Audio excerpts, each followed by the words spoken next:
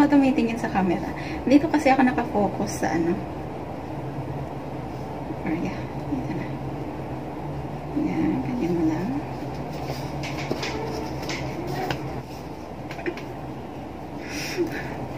And then, diba? Then you need to put this one. That. Para hindi mag-stick yung wax natin sa ating gloves. Then, you need to press a little bit para kumapit yung wax sa ating hair. And need to hold it up and like this. Very simple. See? Oh my god! See? As you can see guys, lahat na ano talaga siya, matanggal talaga.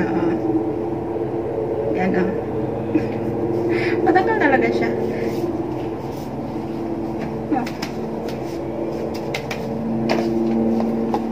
Lalagyan pa natin kasi mayroon pang naiiwan. Gusto ko kasi siya ilagay ng ganito. Kasi it's really feel good na mag-apply, na maglagay ng ganitong sa balat mo, yung warm. So relaxing. Let's do it again. The same process. So I wax myself once a month only. Once a month. Diba?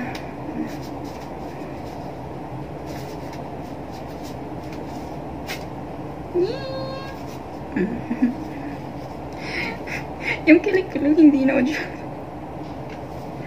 Pinapakita talaga yung kilig-kilig ko. Makikita niyo siya. Hindi masyado.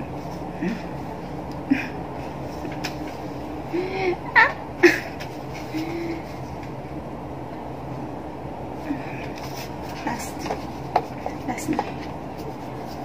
Ganun lang siya kabilis.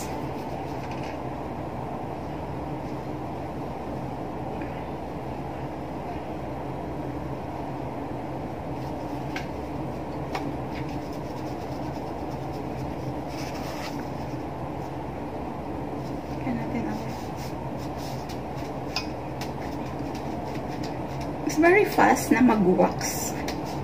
Kesa naman plucking using the tweezer ba yun? Or shave.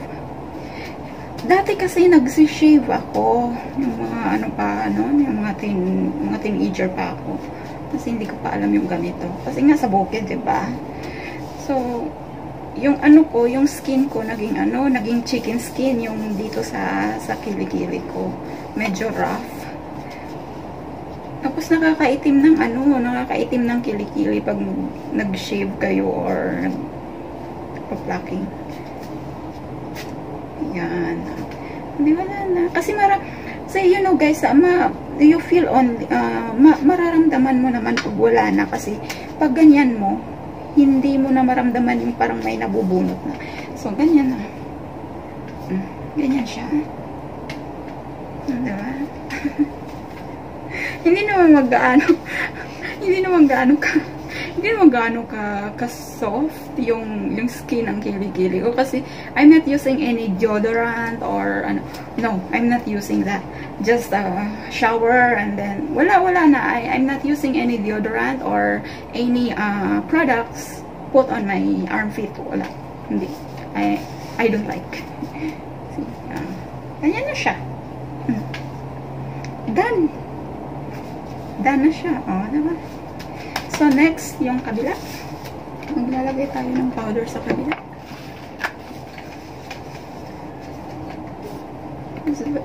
Mabilis lang siya talaga. Yung sa right armpit ko, medyo dark yung color ng skin. Ewan ko, hindi pantay. It's not, not the same sa aking kaliwang armpit. Yung kulay dito sa right side is medyo dark compared dito sa kabila. Ewan ko. titingin ako sa aking, ano ha? Titingin ako sa aking salamin. Hindi ko siya masyadong ano dito sa, ano, kanan. Kasi hindi ako, ano, right-handed kasi ako. Kaya, medyo, nahihirapan ako dito sa kanang armpit ko. Ala, nakalimutan ko. I forgot to cut the paper. Oh, Beverly. Nakalimutan kong i-cut.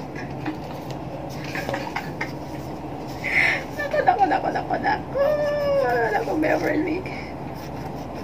Ganun siya. Kinakat.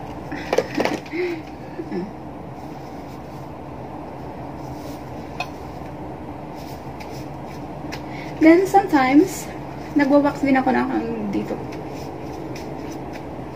Kasi dami-dami kong ano, dami-dami kong balahibo dito sa pisngi. And then, yes, hold it. Tapos yung pag ano nyo, pag pull nyo is pababa. Ganyan. Pasaway ito si Beverly, ah. Yuck. Yuck. Pasensya na kayo. Diba? Ganito ako mag-wax using this. Wow. Medyo nag-struggle ako dito sa kabilang ano ko. Kabilang kilikili ko. Kasi nga right-handed ako. So,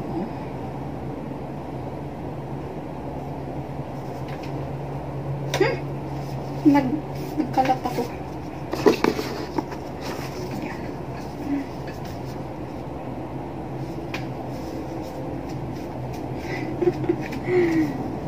Diba? Kita yung parang itim. Sa ano kasi ito? Yung marks na ito from ano, from my bra. Wala kayo dyan. Ganito ako mag-wax. Then later, after nito, under bikini lines na naman yung aking i-wax. Kasi I feel so itching. Itching ba? Itchy. Feel so itchy. Uy! Ang kalit.